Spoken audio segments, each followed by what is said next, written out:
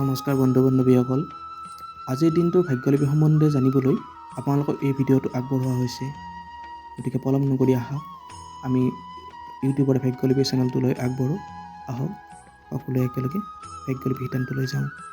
সাধাৰণভাৱে ক'বলৈ গ'লে এই ভাগ্যলিপি শিতানটোত এষ্ট্ৰলজি, নিউমেৰলজি আৰু টেৰট কাৰ্ডৰ সংমিশ্ৰণৰ দ্বাৰা উলিওৱা ফলাফল হয়। ইয়াত নৱগ্ৰহৰ 1ৰ পৰা 9টা সংখ্যা ব্যৱহাৰ কৰা হৈছে। নম্বৰ জ্যোতিষৰ শূন্যক বাদ দি 1ৰ পৰা 9টা সংখ্যা ব্যৱহাৰ কৰা হৈছে আৰু টেৰট কাৰ্ডৰ মুঠ 9খন কাৰ্ড ইয়াত ব্যৱহাৰ কৰা হৈছে।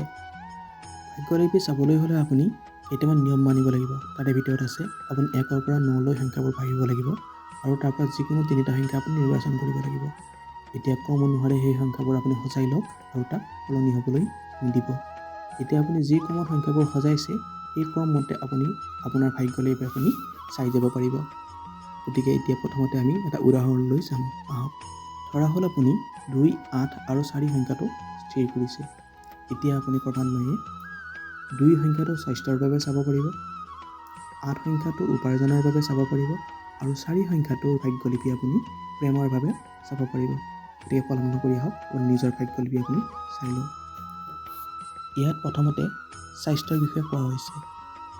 সংখ্যা নম্বৰ 1ৰ পৰা সংখ্যা নম্বৰ 5লৈ ইয়াত দেখুওৱা হৈছে। আপুনি স্থিৰ কৰা নম্বৰবোৰৰ ভিতৰত যদি প্ৰথম সংখ্যাটো 1ৰ পৰা 5ৰ ভিতৰত আছে তেনেহ'লে আপুনি ইয়াত নিজৰ ভাগ্যলিপি আপুনি চাই ল'ব পাৰিব। এবাৰ চাই লওক আপোনাৰ সংখ্যাটোৰ মতে আপোনাৰ ভাগ্যলিপি কি হয়। আকৌ ইয়াত স্বাস্থ্যৰ সম্পৰ্কেই সংখ্যা নম্বৰ 6ৰ পৰা 9লৈ দিয়া হৈছে। গতিকে আপোনাৰ প্ৰথম সংখ্যাটো যদি 1ৰ পৰা 5ৰ ভিতৰত নাথাকি 6ৰ পৰা 9ৰ ভিতৰত আছে তেনেহ'লে আপুনি এইবাৰ ইয়াতে আপোনাৰ স্বাস্থ্য সম্পৰ্কে আপুনি জানিবলৈ পাৰিব। গতিকে এবাৰ চাই লওক দিনটোৰ ভাগ্যলিপি।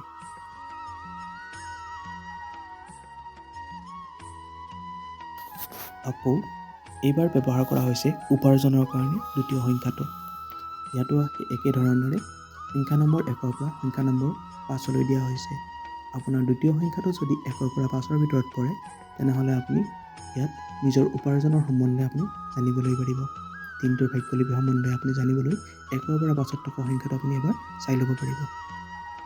ঠিক একেদৰে উপাৰ্জনৰ ক্ষেত্ৰত ইয়াত সংখ্যা নম্বৰ 6ৰ পৰা সংখ্যা নম্বৰ 9লৈ ব্যৱহাৰ কৰা হৈছে।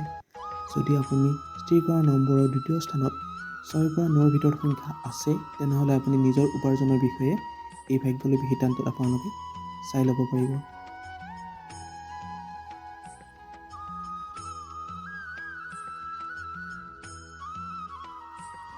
ঠিক একেদৰে আপুনি স্থিৰ কৰা নম্বৰবোৰৰ ভিতৰত যদি তৃতীয় স্থানৰ সংখ্যা 1ৰ পৰা 5ৰ ভিতৰত আছে তেনেহ'লে আপুনি ইয়াত প্ৰেমৰ বিষয়ে জানিবলৈ পাৰিব।